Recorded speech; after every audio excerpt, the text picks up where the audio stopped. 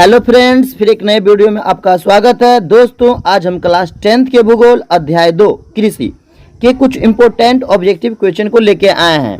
तो चलिए दोस्तों, आज का वीडियो स्टार्ट करते हैं। लेकिन दोस्तों, ऑब्जेक्टिव को बताने से पहले इस चैप्टर को शॉर्ट में समझ लेना बहुत इंपॉर्टेंट है दोस्तों। तो दोस्तों, हम लोग सबसे पहले इस चैप्टर को शॉर्ट में समझ लेते हैं। तो सबसे पहले दोस्तों, हम लोग आज आपको बताएंगे फसल मौसम के बारे में बताएंगे, ठीक है ना, कि मौसम के आधार पर भारत में कितने प्रकार की फसल उपजाए जाते हैं। तो देखिए दोस्तों, यहाँ पे क्या लिखा है, भारत में मौसम के अनुरूप 3 प्रकार के मुख्य फसल हैं। अर्थात मौसम के आधार पे यहाँ पे 3 प्रकार का फसल उगाया जाता है। वे हैं खरीफ फसल, रबी फसल और एक होता है दोस्तों ग्रीष्म फसल। तो चलिए हम लोग इस तीनों को पहले शॉर्ट में समझ लेते हैं, ठीक है। तो दोस्तों, सबसे पहले आपको समझना है खरीफ फसल के बारे में। तो चलिए जानते खरीफ फसल क्या होता है। तो ऐसी फसलें जिन्हें हम वर्षा ऋतु में उगाते हैं खरीफ फसल कहलाती है। तो दोस्तों, आपको याद रखना है, जो फसल वर्षा के महीना में उगाए जाते हैं, वर्षा ऋतु में उगाए जाते हैं, आपको उसको क्या बोलना है, खरीफ फसल बोलना है। जैसे धान, आपको याद होगा जब वर्षा अधिक होता है तो लोग सब क्या करता है, धान को रोपता है, ठीक है ना। जैसे ज्वार, बाजरा, मकई, कपास, ईख, सोयाबीन, मूंगफली इत्यादि। तो दोस्तों, ये सभी उदाहरण हो जाएगा खरीफ फसल का। ये सब वर्षा वाले महीना में उगाए जाते हैं, ठीक है। अर्थात ये सभी के सभी उदाहरण खरीफ फसल के हैं। इन्हें जून जुलाई में बोया जाता है तथा फसल की कटनी अक्टूबर से दिसंबर तक होती है। तो दोस्तों, आपको याद रखना है, जो खरीफ फसल होता है वो वर्षा ऋतु में उगाए जाते हैं। और इसे बोया कब जाता है, तो याद रखना है जून जुलाई में इसे बोया जाता है। और कटनी मतलब काटा कब जाता है, तैयार कब हो जाता है, तो अक्टूबर से दिसंबर तक हो जाता है। तो इसको याद रखने का दोस्तों एक ट्रिक है। वो ट्रिक ये है कि आपको याद रखना है जे, क्या याद रखना बच्चों, जे। इसके साथ याद रखना आप लोग को OD, ठीक है ना। तो 2 को जैसे आपको याद रखना है, एक जैसे जून, एक जैसे जुलाई। अर्थात जून जुलाई में बोया जाएगा और अक्टूबर से दिसंबर में इसको क्या कर लिया जाएगा बच्चों, काट लिया जाएगा। तो आपको याद रखना है जे OD, ठीक है ना। जून जुलाई में बोया जाएगा और अक्टूबर दिसंबर में क्या कर लिया जाएगा दोस्तों, इसको काट लिया जाएगा। तो चलिए दोस्तों, हम लोग दूसरे फसल को देखते हैं। तो चलिए दोस्तों, अब हम लोग रबी फसल को समझ लेते हैं।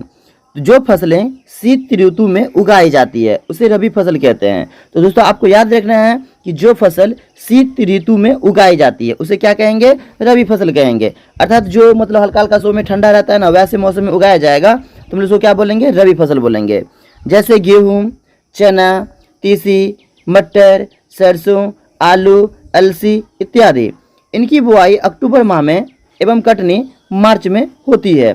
तो दोस्तों, आपको याद रखना है, रबी फसल उसे कहेंगे जो शीत ऋतु में उगाई जाती है, उसे क्या कहेंगे, रबी फसल कहेंगे। और जैसे आपको उदाहरण भी याद रखना है, गेहूँ, चना, तीसी, मटर, सरसों, आलू इत्यादि। और इसका याद रखने का ट्रिक है दोस्तों, बुआई इसको कब होता है, अक्टूबर में होता है। तो आप लोग को याद रखना है उनकी माँ, क्या याद रखना दोस्तों, उनकी माँ, ठीक है। तो आपको याद रखना है उनकी माँ, क्या याद रखना बच्चों, उनकी माँ।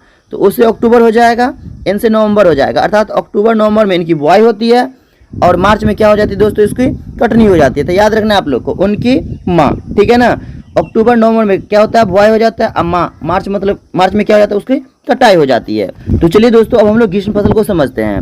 दलहन, दलहन का मतलब दाल होता है, ठीक है ना। दलहन, उड़द, मूंग की बुआई मार्च से जून के बीच गर्मी के महीने में की जाती है।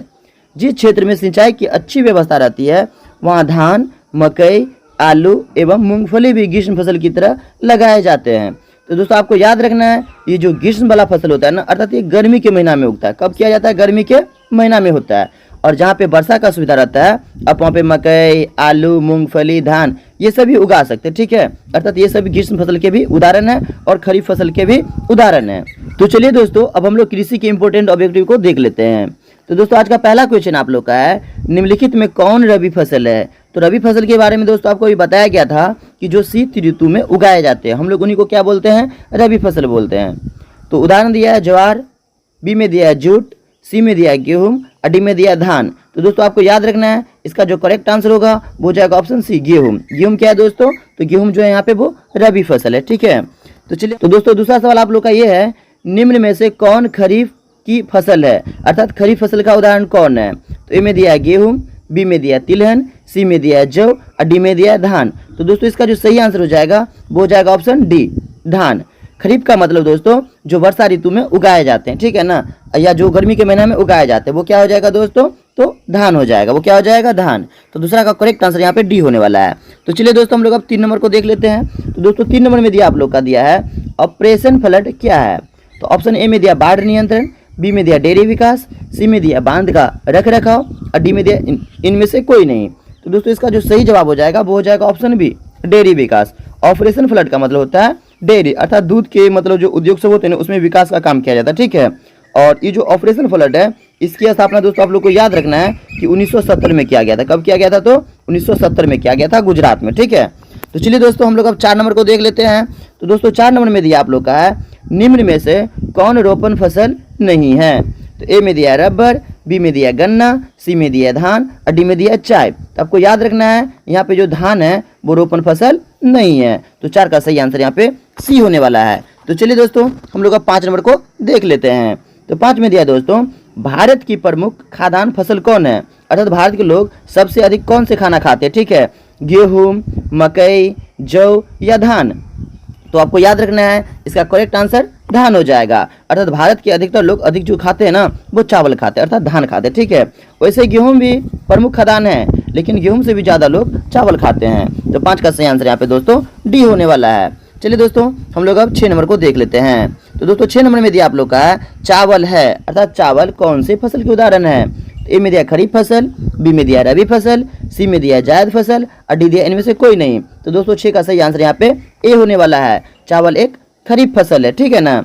चलिए दोस्तों हम लोग अगला देख लेते हैं 7 नंबर। तो दोस्तों 7 में दिया है दाल किस पौष्टिक अंश का स्रोत है? अर्थात दाल खाने से आपको कौन सा पौष्टिक तत्व मिलेगा, ठीक है। तो ए में दिया कार्बोहाइड्रेटेड, बी में दिया प्रोटीन, सी में दिया विटामिन डी और डी में दिया वसा। तो दोस्तों इसका सही आंसर हो जाएगा आपका ऑप्शन बी, प्रोटीन। दाल खाने से आपको क्या मिलेगा? प्रोटीन मिलेगा, ठीक है। तो चलिए दोस्तों हम लोग 8 नंबर को देख लेते हैं। तो 8 में दिया दोस्तों रबी की फसल किन महीनों में बोई जाती है? ऑप्शन ए में दिया है मार्च अप्रैल, बी में दिया है जून जुलाई, सी में दिया अक्टूबर नवंबर और डी में दिया जनवरी फरवरी। तो दोस्तों आपको याद रखना है इसका करेक्ट आंसर है यहाँ पे सी होने वाला है, अक्टूबर नवंबर। आप लोग को बताए थे उनकी माँ, क्या बताए दोस्तों? उनकी माँ। तो आपको याद रखने थे कि ओ से अक्टूबर, एन से नवंबर, अर्थात अक्टूबर नवंबर में क्या होता है इसकी बुआई हो जाती है और माँ मतलब मार्च में क्या होती है इसकी कटाई हो जाती है। अर्थात मार्च अप्रैल में याद रखना आप लोग को कि इसकी कटाई हो जाती है। किस फसल की? तो रबी फसल की, ठीक है। तो चलिए दोस्तों हम लोग अब 9 नंबर को देख लेते हैं। तो 9 में दिया है निम्नलिखित में कौन व्यावसायिक फसल नहीं है? तो व्यावसायिक का मतलब होता है जो बेचने के लिए किया जाता है, ठीक है ना, उसको व्यावसायिक फसल बोलते हैं। और जबकि जो खाने के लिए किया जाता है दोस्तों हम लोग उसको खाने वाला फसल को व्यावसायिक फसल नहीं बोलते हैं। तो ऑप्शन ए में दिया है गन्ना।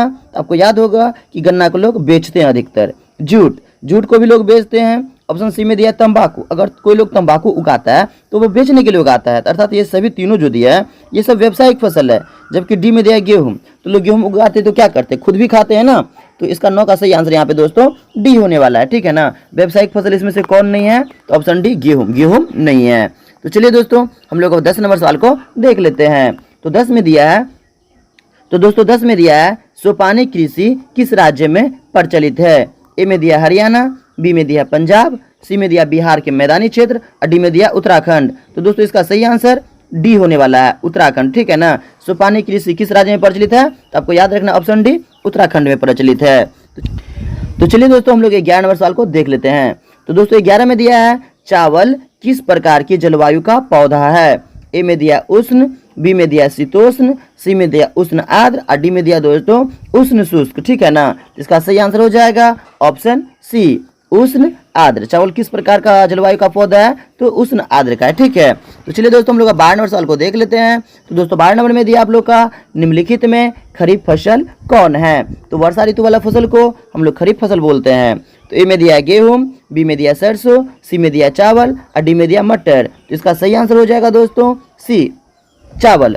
चावल धान क्या होता है दोस्तों? तो खरीफ फसल है, ये वर्षा के महीना में उगाया जाता है, ठीक है। तो चलिए दोस्तों हम लोग आज का लास्ट सवाल देख लेते हैं 13 नंबर, ठीक है। तो 13 में दिया है धान का एक प्रकार है, अर्थात औश, अमन, बोरो और डी में दिया इनमें से सभी। तो यहाँ पे दोस्तों करेक्ट आंसर ऑप्शन डी होने वाला है। ये सभी जो लिया है औस, अमन, बोरो, ये सभी क्या एक प्रकार के धान है, ठीक है ना। अर्थात यहाँ पे इसका राइट आंसर ऑप्शन डी होने वाला है। तो चलिए दोस्तों आज के लिए इतना ही। यदि मेरा वीडियो अगर आपको अच्छा लगा तो प्लीज़ लाइक कर दीजिए, कमेंट कर दीजिए। अगर आपके पास कोई 10th का दोस्त है तो उनको शेयर कर दीजिए। अगर मेरे चैनल को अगर आपने अभी तक सब्सक्राइब नहीं किया है तो प्लीज़ मेरे चैनल को सब्सक्राइब कर दीजिए। Thanks for watching. फिर मिलेंगे अगले वीडियो में।